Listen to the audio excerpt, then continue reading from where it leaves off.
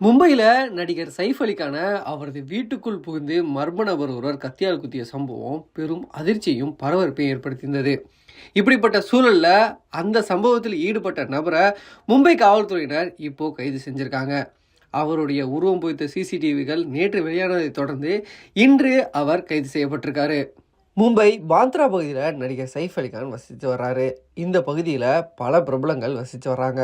இந்த நிலையில தான் நேற்று அதிகாலையில் நடிகர் சைஃப் அலிகான் வீட்டுக்குள் நுழைந்த நபர் கத்தியால் அவரை குத்தி விட்டு ஓடிட்டாரு.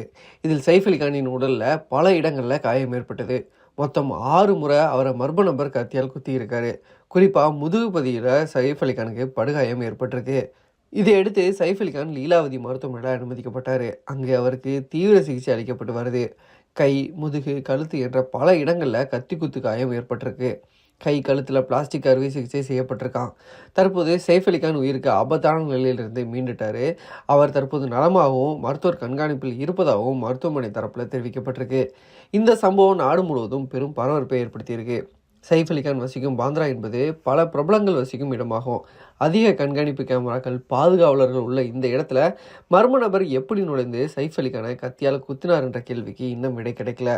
இந்த கொடூரமான தாக்குதலில் ஈடுபட்டது யார் என்பது குறித்து காவல்துறையினர் தீவிரமான விசாரணையில் இறங்கியிருக்காங்க. மொத்தம் 18 தனிப்படைகள் அமைச்சு இந்த விசாரணையானது மேற்கொள்ளப்பட்டு வருது. அதில் அவரது வீடு மற்றும் அருகில் உள்ள சிசிடிவிகளை எடுத்து பார்த்ததில் 2 மர்ம நபர்கள் அந்த பகுதியில் இருந்தது தெரிய வந்திருக்கு. அவங்க தான் இந்த சம்பவத்தில் ஈடுபட்டிருக்கலாம் அப்படின்னு காவல்துறையினர் சந்தேகிச்சாங்க. மேலும் அதில் ஒரு நபர் ரொம்ப சர்வசாதாரணமாக படிக்கட்டில் ஏறி வரக்கூடிய விஷுவல்ஸும் இருந்தது. இவர் தான் சைஃப் அலிகானை குத்தி இருக்கலாம் அப்படின்னும் காவல்துறையினர் ரொம்பவே சந்தேகப்பட்டாங்க. இப்படிப்பட்ட சூழலில் அந்த சம்பவத்தில் ஈடுபட்ட ஒருவரை இப்போது காவல்துறையினர் கைது செஞ்சுருக்காங்க. இப்போது அவரிடம் விசாரணை மேற்கொள்ளப்பட்டு வருது. இந்த சம்பவத்துக்கு பின்னணியில் என்ன, அவரோட நோக்கம் என்ன, அந்த உடன் இருந்த இன்னொரு நபர் யார் அப்படின்ற பல்வேறு கட்ட விசாரணைகளும் இது தொடர்ந்து நடைபெற இருக்கு. இதிலிருந்து பல்வேறு கேள்விகளுக்கும் பதில் கிடைக்கும் அப்படின்னு எதிர்பார்க்கப்படுது.